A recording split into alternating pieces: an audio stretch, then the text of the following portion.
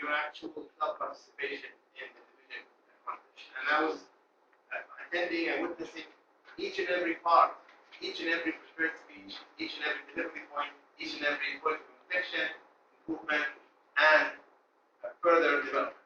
So I thought, the moment I saw the results, the moment I thought that I should go back to ICAB Toastmasters, give them some feedback on the actual performances of their speakers on the day of the contest, give them some insight on how division contests are managed, both personal-wise and group-wise, and how to continue, because competing by itself is a tall task, and it's demanding. It's a physically demanding task. It requires your own commitment, your own involvement, and your own really heart and soul, putting your heart and soul into this particular practice. For this, I would require 20 minutes, so can please show the green light at 15 minutes, amber light at 17, and red at 20. And I would like to give in particular some general theory on how prepared speeches are delivered on the highest level. And then I'll relate that to three speakers, because few of you, Vidar and Matar, and he actually delivered prepared speeches, and I'll try to link it to this module of presenting international speeches. Whether we talk about division, district, regional, inter-district, and final, we are talking about 7 minutes of showmanship. In these 7 minutes, you have to find a way to culminate two important factors. These two important factors always go hand in hand. First factor, or the first vehicle, is known as your content, or what we call the speech. The second component or vehicle is the speaker. The balance between the speech and the speaker must be always integral for the overall effect to reach an international level speech. Usually, in the category of speech, I find people always talk about two important streams.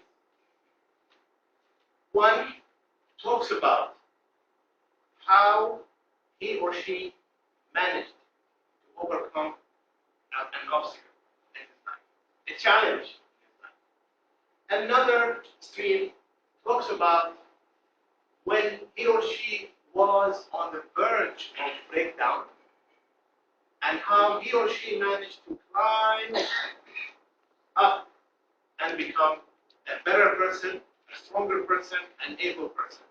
So here, there are two distinctive types of topic selection.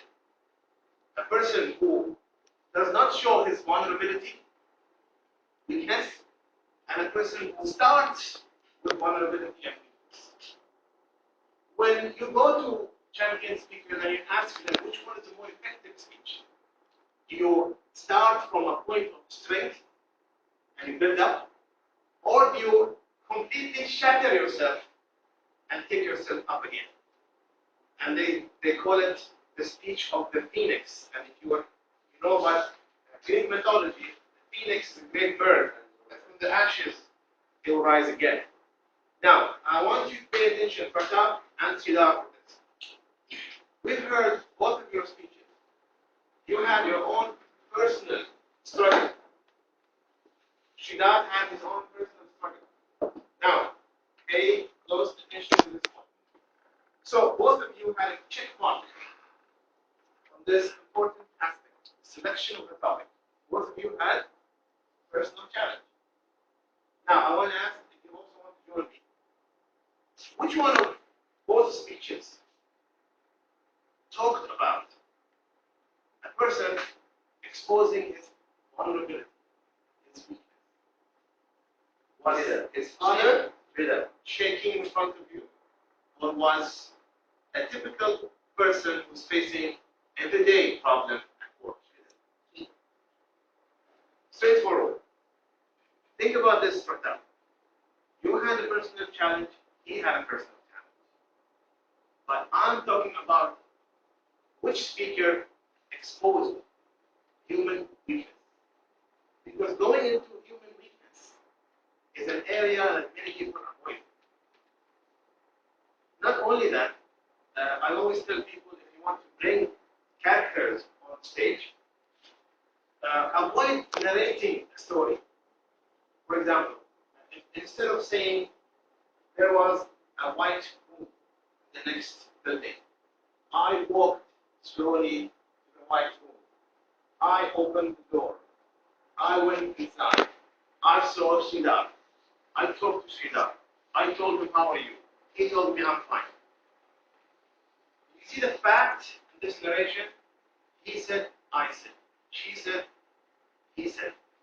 These are not slim, lean stories. The best type of stories are those when you put the characters on the stage. So instead of saying he said, I said, put the audience in the heart of the story. And imagine if the character is on the stage. Who are you? Sridhar. What are we doing here? What purpose? So you see the difference between narrating a story and putting yourself inside the story. Now, a point of admiration in your story that you always use very effective gesture when you display the weakness of your dad at one stage, battling crippling disease. And I always also told last time in practice, gesturing is an equivalent part of effectiveness of message. So every gesture should have a purpose. And I'll talk about more in the speaker part. I'm still on the speech time. So our first checkpoint is vulnerability appeals more towards audience attention than starting from point of strength. Number two, again, I will appeal to both of your stories. When you start with the point of weakness and you rise like a phoenix, I always say, what is your message? And by the end of your speech, what will I take home? As an audience member, will I see an example of an accountant who was too honest, he was taken away from a worthy job and he returned back? Or will I see the struggling father that was so an example of being the backbone of a family shattering in front of his own children? Well, nice, but I need something. I need to take home something. So they say you need to show us a process, a lesson that we take home. Why? How did this dilemma from being nobody or being shattered at the bottom and rising up to become who you are? I need the process that you followed so that I go home, I go back home and take it and apply it to my own life. Show me the process. Every winning speech from 2004 up to 2012 World Championship showed us a process. And I'll give you a few examples of how you show us a process. In 2004, there was a world champion speaker. His name was Randy Harvey, Dr. Randy Harvey. He's a fat fellow, not a thin fellow. His speech was about his father. Here I'm telling you, it's about vulnerability and go to strength. This is from Fat Dad.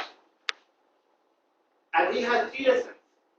Again, take homes, show me the process. 3 lessons, 3 stories. All of them are profound lessons you can take home. I still remember his middle lesson. He says, I saw my dad putting his arms around my mother, and I was so disgusted. An old father still having this romance to hug my mother after such a long number of years. That was the event. What was the lesson?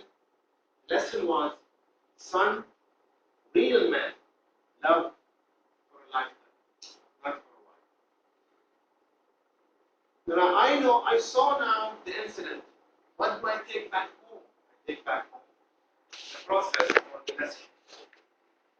And again, so this is my second point. My first point is starting from vulnerability, showing weakness, and going to strength.